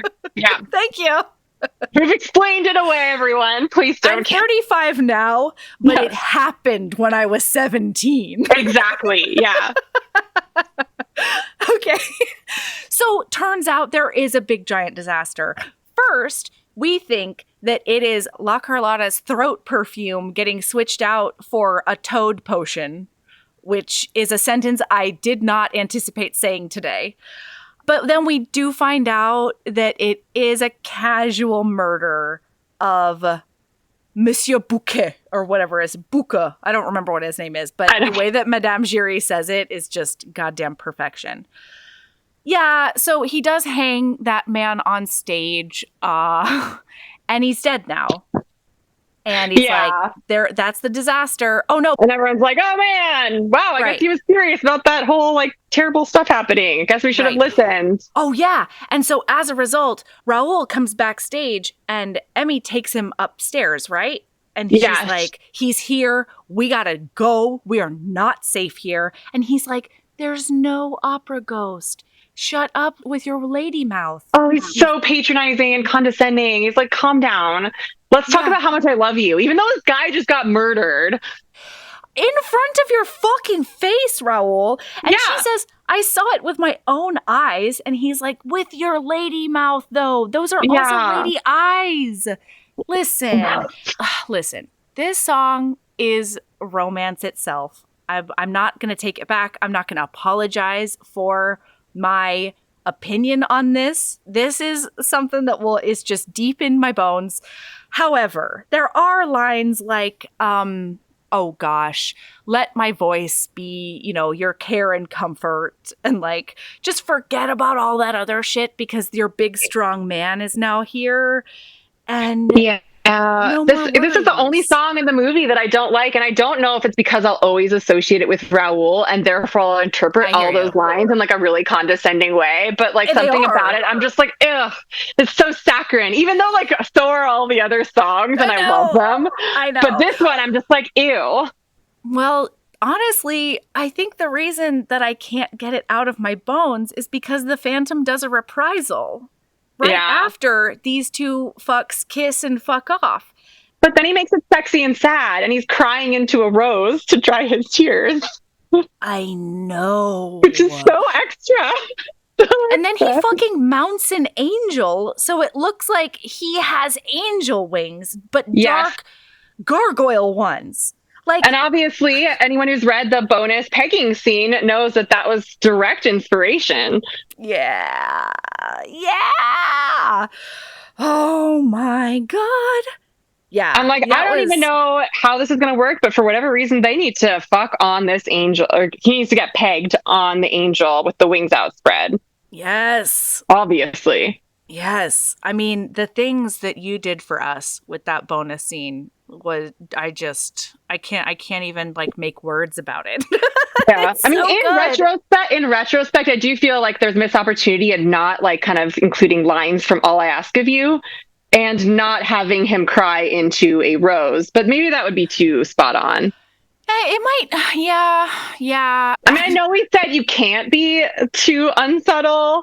I know, I'm having a hard time. It's a tough line, because I feel like if I would have done it, then it would have been great. But like, I'm hesitating because what is too much, right? Don't ask me of all people. I am the wrong person unless you want me to say more. More is more. To be completely honest, it's because it's been like 2 years since I'd watched the movie, and I just honestly didn't remember the scene that well. I know. And I really should have watched it before writing that pegging scene. So that is my fault as a writer. I will admit I took a shortcut there. And therefore, when I write an update someday, it will be, Yeah, I'm stoked about it already. Yeah, so the Phantom's like, I did just hear her profess her undying love and like ask him to like ride her off into the sunset on the whitest fucking steed there is. And that's bullshit because I'll never ride a white steed in my life. I'm the Phantom. Everybody hates me. My horse is black. Caesar is black. Caesar's black, and I'm not bleaching his coat, thank you very much. No. I'm a genius, but I'm not cruel.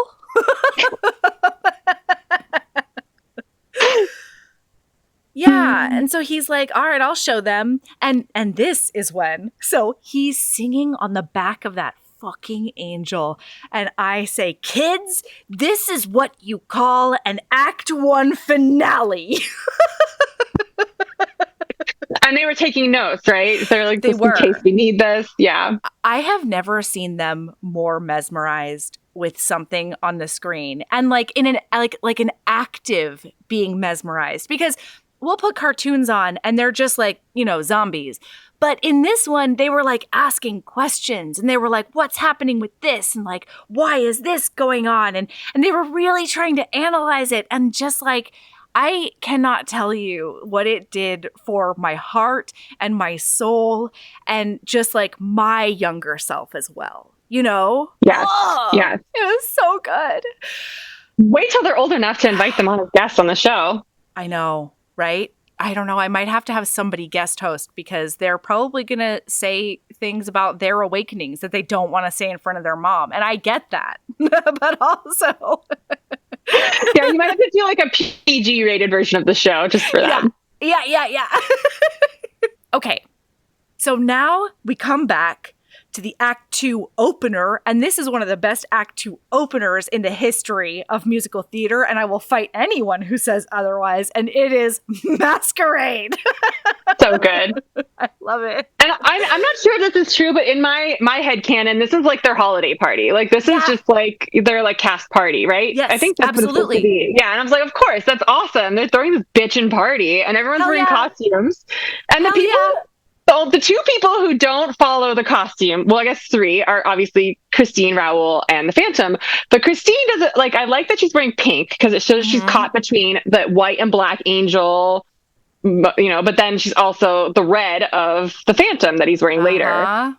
But Raoul, for no fucking reason, is not wearing a mask. He's wearing some weird, like, hussar costume or whatever, but there's no reason for that. No, he's just fucking above it.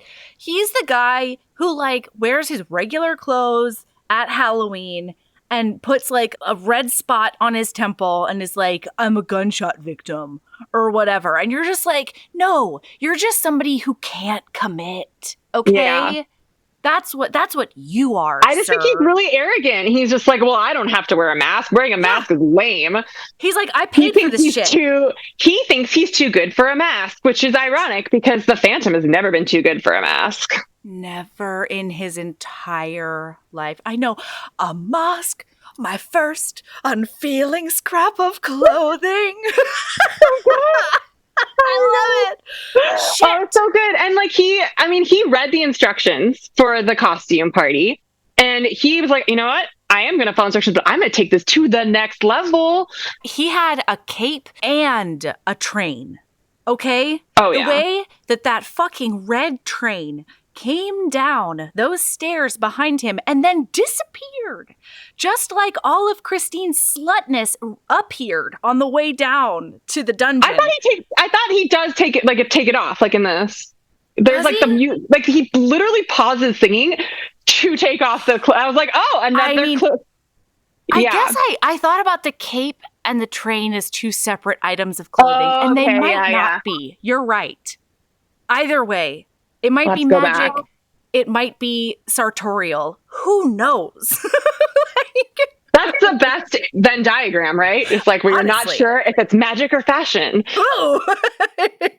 And you say that Raoul is a slave to fashion, Phantom. I know, right?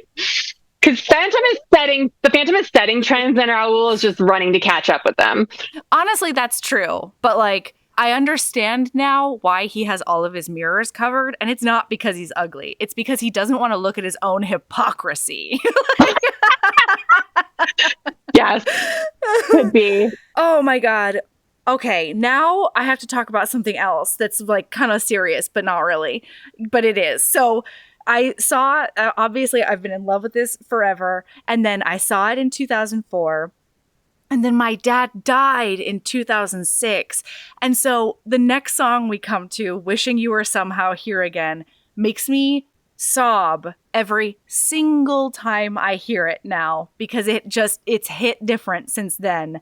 And I think because like the show is so like embedded into my bones, like there's a lot of songs that talk about death and grief and whatever. Yeah. That didn't change for me. It was usually new songs that fucked me over after he died. But this one just demolishes me. It's so good. And like Emmy Rossum's just like crying the whole time with just like the perfect amount of water in her eyes. You're just like, ugh. How does she do it? I don't know. She's an angel. All right. So she wakes up. Raoul is sleeping outside of her door thinking that he can do fuck all to a goddamn wizard. A basement wizard. You think you can take on the basement wizard, Raoul? There's no fucking way. But he does, and he proves that he's totally mediocre because she does just sneak right by him. But like, why? You know what I mean? This is another one of those moments where you're like, babe, Christine, the answer is you're in love with the Phantom. Like, there's no fucking reason to go to the cemetery by yourself without your true love escort or whatever, unless you want to give somebody an opportunity to cosh a carriage driver and take you to the cemetery. You know what I mean? Yeah, no, I think it is true that Christine is not smart. Well, like, sure. She's never really demonstrated intelligence, and that's okay. We love that for her. Her job is to be hot and good at singing, and you know what? She excels. She nails it. Yeah. So the Phantom does sneakily kidnap her to the destination she wants to go in the first place. You know what I mean? So like, it's fine. It really just helps her out, I think. And she sings Wishing You Were Somehow Here Again because she needed to like She needed to ask for her dad's help, because what's below all of this is that she's conflicted between, at least my interpretation is that she's conflicted between the Phantom and Raoul, and she's like, I need my dad's guidance because forever I have thought that the Phantom is this angel of music that my dad has sent me, and it like might be my dad in spirit coaching me on how to sing, which is like some weird daddy play that also like fucks with me. Well, if you look at the picture of the guy that they cast to be her dad in the scene where she's in the chapel, it's actually this guy who played Phantom of the Opera and Raoul in like the stage theater, and he's like really hot. His name's hot. Like Ramin something. And he's dark haired, and like he doesn't not look like Gerard Butler if you kept that mask on, you know, like how am I to tell between them? Yeah. So she's singing this gorgeous song, walking through the Parisian cemetery up to this mausoleum, and then goddamn pyrotechnic magic happens. And he's like, come to me, angel of music, from inside the mausoleum, it seems like. And like the doors open and he's just luring her in, because I think he has dug his own tunnel that goes from her dad's grave to his house. Well, this takes place in Paris, and I know that they have the Paris catacombs, so it's probably all connected. Like I believe he's a really good engineer, but I think he spent most of his time at the theater. So this is just, you know, he's got a map. Oh, yeah. Found his way. I like it, honestly. Yeah. All right. But then, who decides to come riding up? And I'm like, and see, she's wearing black right now because she's really going toward the side of the Phantom. And it's going to take she's got the red roses, a bouquet of red roses to leave on your father's grave. That's appropriate. Yeah, right? Weird. But then Raoul comes in and he just breaks the glass bareback on his white steed. And he's like, the shirt open to his navel. Oh my God, that V-neck is so slutty. Deep. I love it. And it's just got the right amount of flutter on him. That's the one. This is the scene where I feel like someone's note was like, all right, what if she doesn't have to choose? What if they cross swords? And Joel Schumacher was like, I hear what you're saying. We're going to add a sword fighting scene. That's not in the show or the book. We're going to have a sword fighting scene. I love it. But it's going to be kind of slutty and homoerotic for the fans.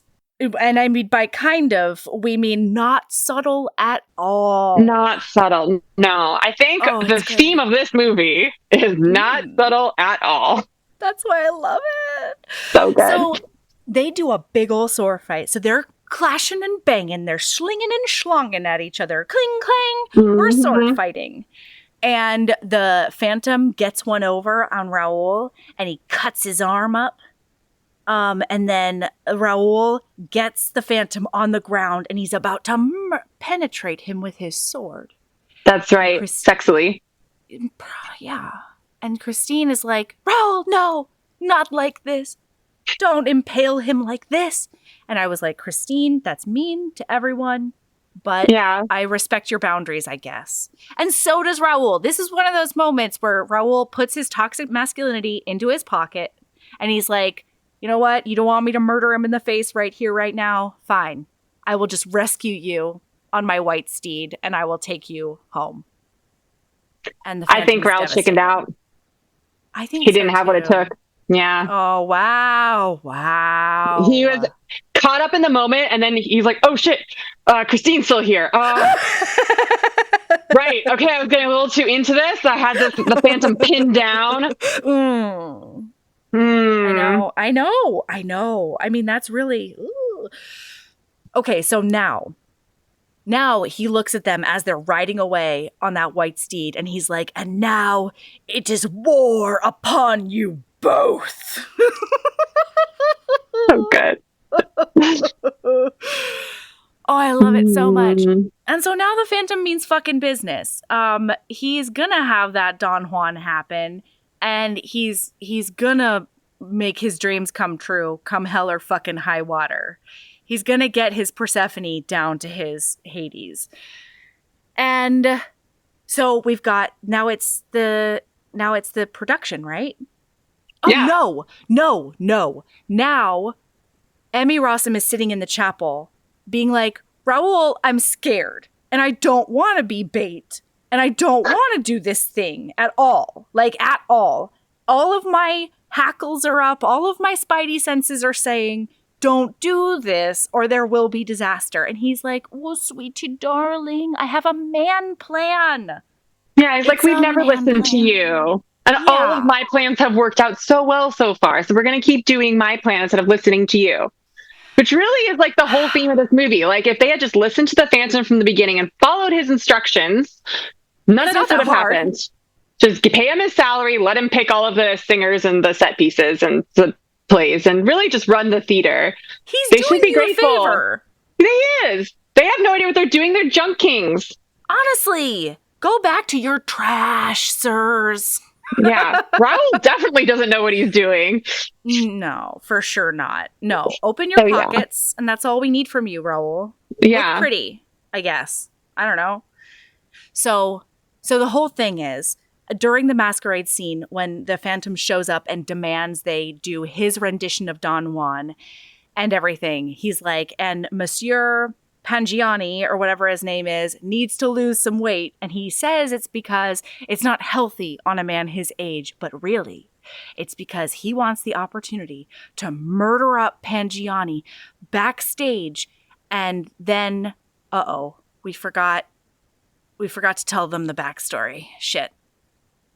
When Raoul gets Madame Giry to tell him the backstory of the Phantom, fuck stuff. Oh, yeah. That, again, was, like, made for the movie where they're like, all right, we're going to flash back to him being in, I think it's like a freak show or something. Listen, you know what? 2004, it was still racist in 2004. Yeah, no, like, it's still not as racist as the original book, but... No. Yeah. No. That's absolutely. how sad it is, that this was the improvement. Yes, absolutely. But yeah, the whole thing is he was the victim of a supposedly Romani-run freak show, like traveling circus kind of thing. And he's horribly abused. And it's because he had a defect from birth that messed up his face and his like scalp and stuff. And so he was like the son of the devil or something. Listen, it's terrible. And Madame Giry goes, and she's the only one who recognizes this for what it is, which is absolutely horrendous child abuse. And she's the last one who leaves the tent. She does watch this probably 8-year-old murder the dude who's been keeping him captive by strangling him. And then she takes him down to the bottom of the opera house, and that's how he learned to live there. And she's like, he's a genius of all the things. And Raoul's like, but that genius has obviously turned to madness. And she's like, I'm still really not convinced of that, but like, fine. It was one or two murders, okay? Like, come on, he's been here for a long time. His track record, like, small percentage of the days does he murder. Honestly, that's really a great point, Jen, and I'm glad that you brought it up. Yeah. Just the stats alone, okay, everyone? Step off. Who's among us, right? Honestly. We're in theater. Gotta shed a little blood for the art. Yeah, but that portrayal of the Romani was fucked up. And real fucked up. And it wasn't okay then. Definitely. Actually, I think I fast forwarded through that scene this time. Yeah. So I was like, I don't want to watch this. Like, really, and it went on for too long, and it was just so like it was like all caricatures and just it was terrible. I think it was unnecessary. Like, we don't care. We're here to get horny for the Phantom. We don't need his tragic backstory. We already feel bad for him. Didn't we see Gerard Butler crying and looking sad? That's all that we need to know. Absolutely, yeah. And so, but now so he does murder up Pangiani behind the scenes so that he can take his place, and nobody notices somehow. Nobody notices that he no longer is able to sing in an operatic fashion at all. And he's just like a dude who's been here the whole time, I guess, according to everyone. So he takes over.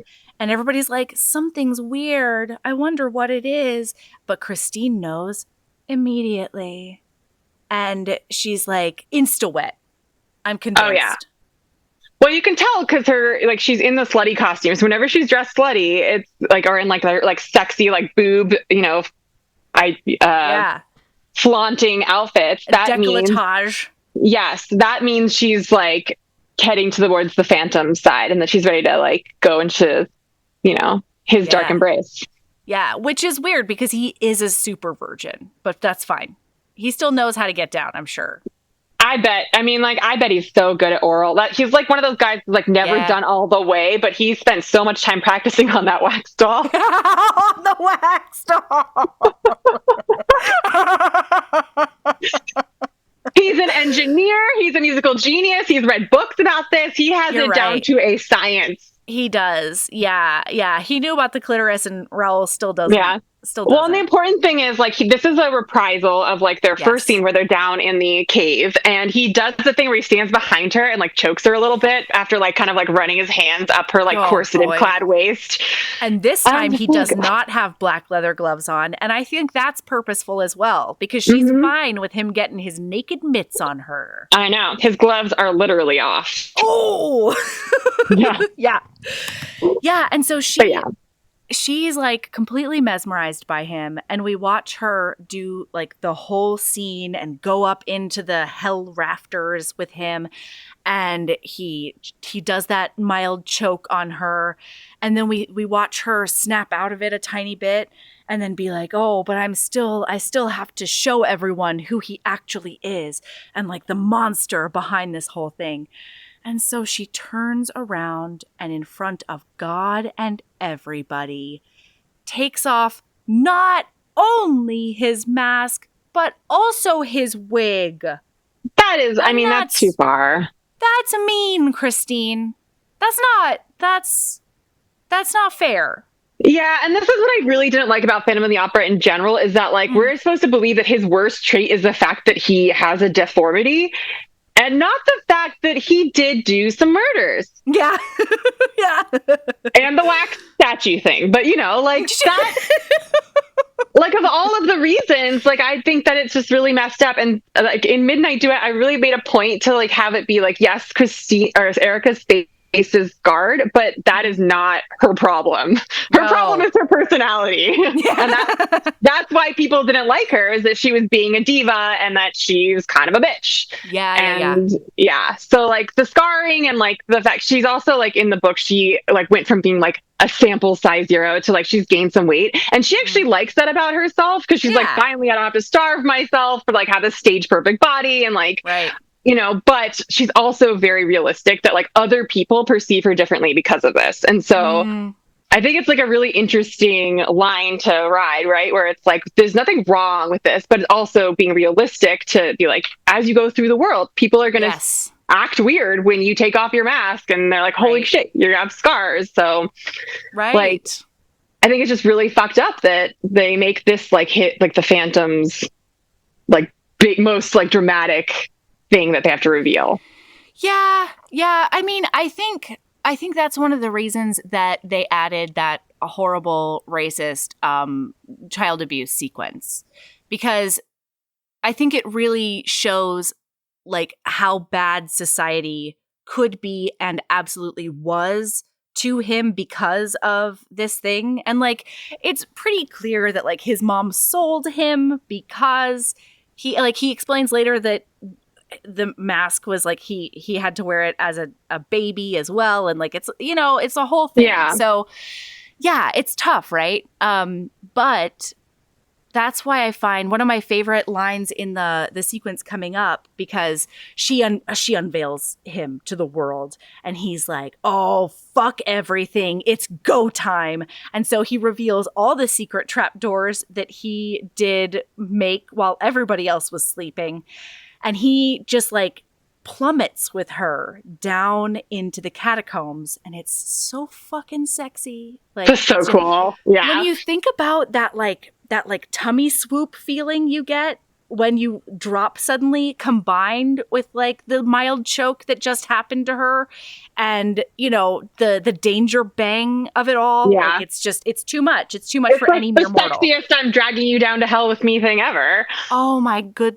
Yeah. I mean, he doesn't deserve it after taking off his mask, which I do think is unforgivable, but he's all like, all right, let's just go fully into the demon side of the metaphor here. Light this bitch on fire. Take you down to hell.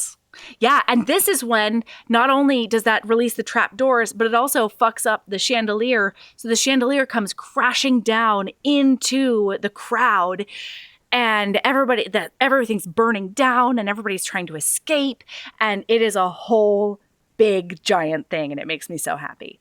And they did actually burn down this theater. So $80 million budget, they were like, we want to burn this. Like, we're actually going to burn this down. So they did burn down their stage theater for this. I didn't know that. I love that. Yeah. Shit. Wasteful in retrospect, but I like that they went all in. You gotta. This is Phantom of the fucking Opera. Okay? And that's why you need a stunt chandelier for your regular chandelier. You do. Swarovski will never allow that. Okay? Yeah. Oh my God. Okay. So, all right. Now we go into the final the final songs, including Phantom of the Opera, and there's a couple of reprisals of the previous songs. And the gloves are actually off, but now emotionally off. He's just like, no, this is a thing I want. I manifested this. Like, I'm going to explain to you just how fucking hard my life has been. And this is where my favorite line of this section is, your haunted face, hold no horrors for me now. It's in your soul where the true distortion lies. Yes. And I think that, I don't know. I don't think it's the thesis of the show or the movie, but I do think it's meant to be sort of a Band-Aid over this, he's fucking ugly and that's the worst thing about him, Yeah. I don't know. Yeah. No, it's they kind of go there, but they don't really, pull it off. Yeah, I do really I like the message that they were going for. The execution wasn't fantastic, but the message of Phantom of the Opera in general is the same as Beauty and the Beast, right? And Hunchback of Notre Dame and all of the other French stories. Yeah, it's true. So Madame the French are really into bestiality, and you know what? Good for them. I like it. I don't hate it. So Madame Giry shows Raoul down into the catacombs. She only goes so far though, because bitch is a survivor and she is smart. And she's like, fuck this, fuck you. I'm not doing that. So Raoul goes down the rest of the way. He does encounter some very genius booby traps, but he defeats them. It's fine. And then he's like, hey girl, hey, I'm here now. And the Phantom is like, oh, thank you for joining me. Wow, you're in my lair. And it's incredible. So he lets him in. And he sexually chains him to the grate. He lets him in only to tie him up against the, what is that called? It's the part of the castle. It's not the moat, not the drawbridge. No, it's it's called the gate or something. It's that checkered gate that comes down that has all the pointy shit at the bottom. Yeah. And it's serious and it's sexy. So he ties him to that, and then he's like, Christine, you have to make a choice. He puts a noose around Raoul's neck, and he's like, you either choose me or I murder up your true love because you love him so much, but we all know he sucks. And Raoul's like, Christine, don't sell your soul for me. And then he says, what else does he say? He says, why would you make her lie to save me? How dare you, Raoul? How dare you? Also, he was crying so much during Don Juan because he knows that he's never going to have that kind of chemistry. Never. Yeah, just I'm telling you, he knows it. He knows it. He's like, I will never, even if I keep Christine, I am never, gonna be able to fuck her like the Phantom does. Never. In theory. Right. And, I don't know. I think it makes up for a lot of his douchebaggery later on because, you know, at the end, spoiler alert, everybody, he takes Phantom's papier-mâché monkey music box and he leaves it at her grave because he knows that she carried a torch for him for the rest of her goddamn life. And he's fine with it because he did get to fuck her on the regular if you think part 2 doesn't exist. Right, yeah. I mean, but we do assume that she calls out the Phantom's name frequently when she orgasms. Absolutely. Yeah. Does she make Raoul wear a mask every once in a while? Sure. Okay? But, like, we all do things in partnerships. Exactly, yeah. Saying. I mean, and let's be real, I think Raoul kind of has a thing for the Phantom, too, after all the chemistry they had in the graveyard and then being tied up in his dungeon. So I think they're, like, kind of both into it together. And maybe he has her wear the mask sometimes and the cape because she looks so good in her, like, page boy outfit. Oh, shit. Oh, yeah. Wow, you're right. This is now my headcanon. Oh, wow. This is better than Love Never Dies. Fic. Yeah. Oh, yeah. We're here, and I never want to leave, frankly. Okay, so anyway, she says she puts on the ring, and she walks up to him with her Emmy Rossum, just the right amount of wetness doe eyes, and she says something like, "How am I to show you?" What's the last line that she says before she lays one on him? I don't remember. Oh, it's so good. She's like, it's something like, how am I to show you that, you are not alone. Oh, yeah. Yeah, she wins him over with her love. Yes. And it's genuine. And I think that's what finally fucking breaks him, is that he has felt love for the first time in his tortured fucking life.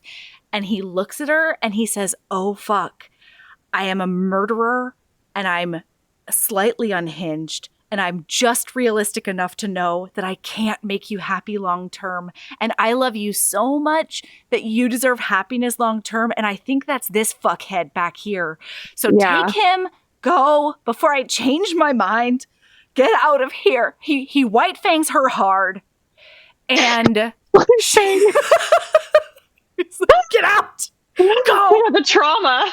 The white fang trauma. Why? I'm sorry. But yeah, the whole like if you love something, you have to let it go. That's like very Beauty and the Beast too. And yeah, but this is also, I'm sorry, before all of this, we do find out that he does say that the same face that like gave him all of his loneliness is also what like kept the joys of the flesh from him or whatever, you know? So, you know, we know some things about the Phantom. It's fine. But not the joys of wax. The joys of wax are plentiful for him. Mm-hmm. The original fleshlight. Oh, God. Maybe that's why she actually fainted, because just like the stench of years old cum. Oh my God. Statue. Be like, those aren't wax candles. Like, that's not wax dripping all over the floor. Congealed. Anyway, we've suddenly made this far less sexy. I don't know. More sexy, depending on, not judging. Exactly. Is it obsession? Is it devotion? I'm very confused. And so is Christine. Because then, so he's like, I have to be okay that I'm going to be a lonely fucking monster for the rest of my life. And so he sits down in his beautiful swan bed that he was going to share with his one and only Christine Daae. And he takes out his fucking monkey music box that does play Masquerade. Because of course it does.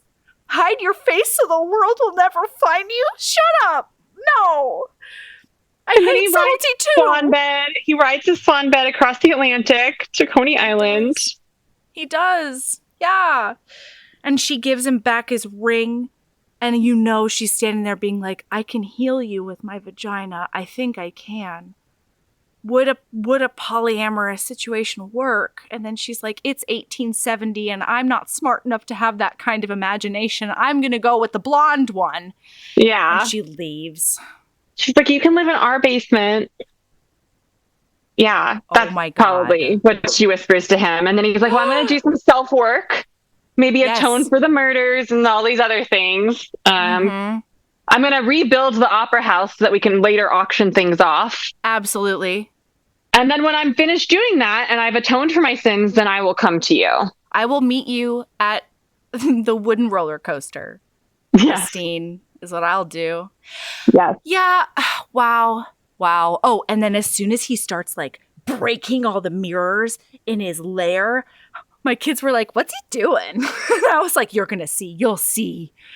He's being melodramatic because that is his right as a practitioner of theater. Yeah. I'm sorry. He is a true practitioner of theater, though, because not only is he being melodramatic, but he's also being practical because he did hide an escape route behind one of those mirrors. And what kind of fucking genius does it take to be this perfect is all I'm asking the world. I know, right? Like he already planned how like the chandelier was going to be connected to the trap doors to take him down to hell / his room. Like he had it all planned out. So, and like, I'm sorry to say, everyone, but as far as I can see, and I might be a little brainwashed, but just go with me here. I think that the Phantom does have Heaving Bosoms approved reasons for every murder that he does. You know what I mean? 100%. Like the murder is not the creepiest thing he does because he doesn't really murder anyone that important or that doesn't really deserve it. I assume that the opera guy deserved it for reasons. There were reasons that happened, is all I'm saying. He is a bad pet owner, doesn't treat his horses well. Mm-hmm. I'm making up right now.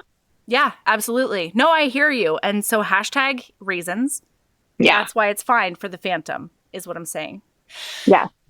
Anyway, and then Minnie Driver sings the out music, which is, oh my God. Oh, no, I'm sorry. So now we come to what turned out to be the climactic moment for my 6-year-old. My poor, sweet soul little boy.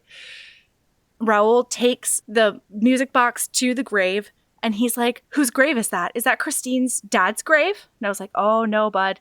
And it pans up and it says Christine Daae. And he was already sitting on my lap because he'd gotten a little nervous during the intense parts. And then he just burst into noisy sobs because Christine had died. That's how we all feel. Yeah. Yeah. And then it looked down and we get a shot that the Phantom has left a deep red rose with the ring she gave back to him and a black ribbon. And he left that at the grave. And once again, Raoul looks down and he's like, he bested me even now. Fuck. Even our very last tokens to her. Leaving very expensive gifts on her grave that don't get stolen. Yes. Yeah. Yeah, and so I had to pet him and be like, it's because they had a beautiful life together and her epitaph was beloved wife and mother, and so she had a great life, and he's just like against my chest, and it made me so happy. Aw, I know.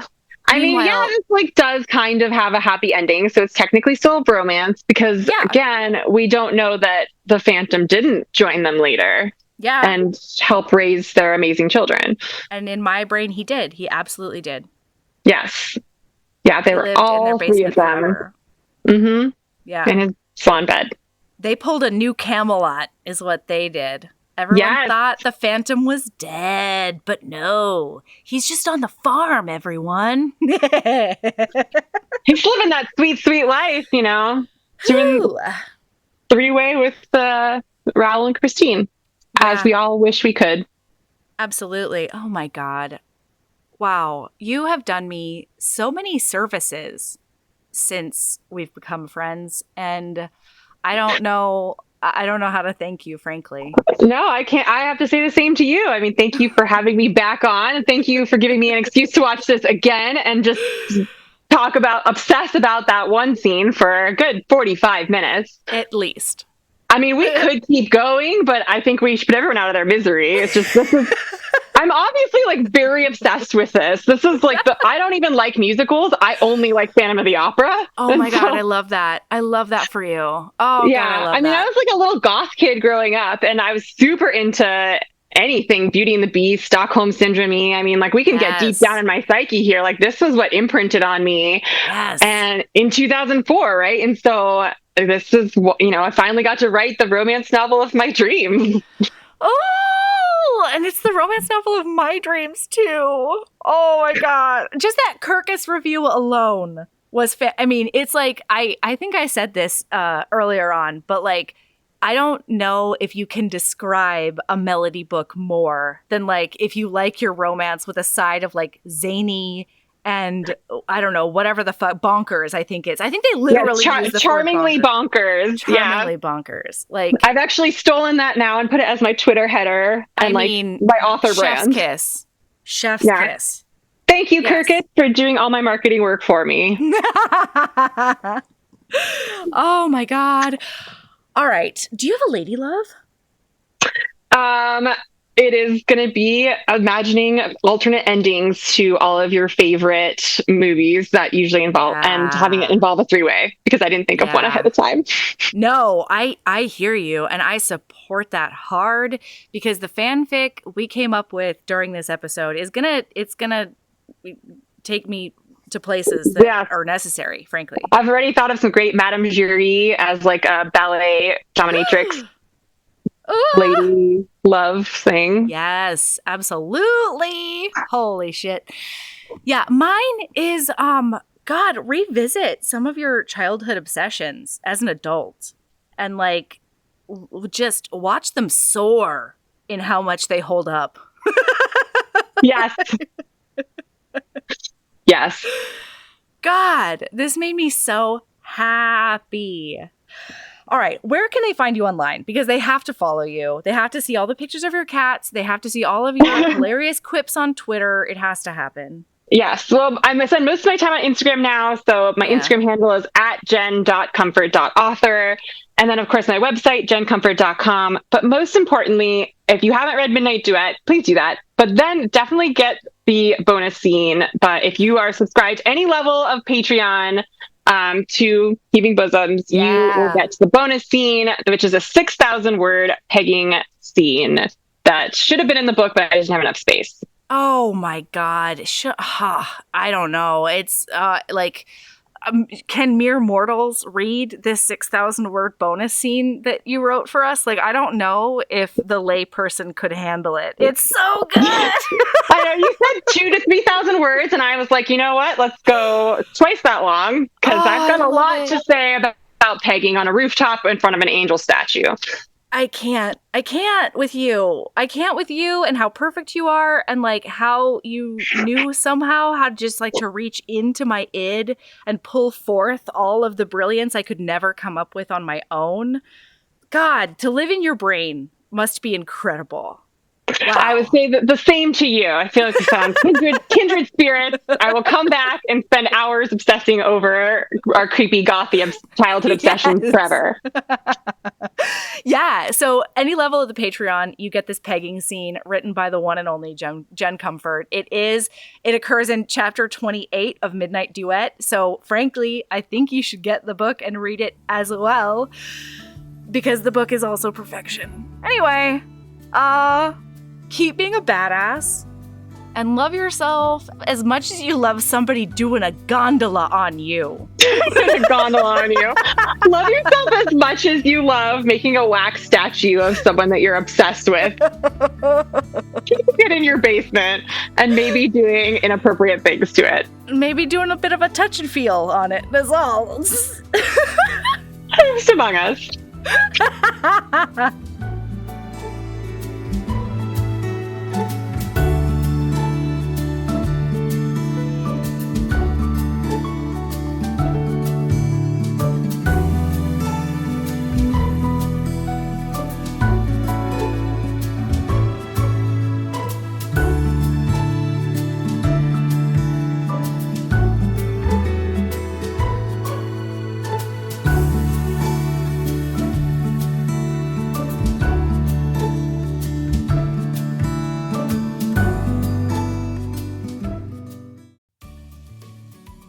Hey, you.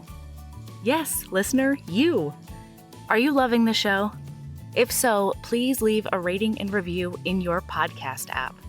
The 90 seconds you take to say something nice not only helps new people find the show, but it makes me super smile over at HBHQ. Also, I've had a few people ask, and the answer is yes. We are still doing the 5-star bribe. If you leave us a review with 5 stars, then we'll do whatever book you want. We're real deep into the list, though, so it might be a while. Lilas! Okay, back to the show.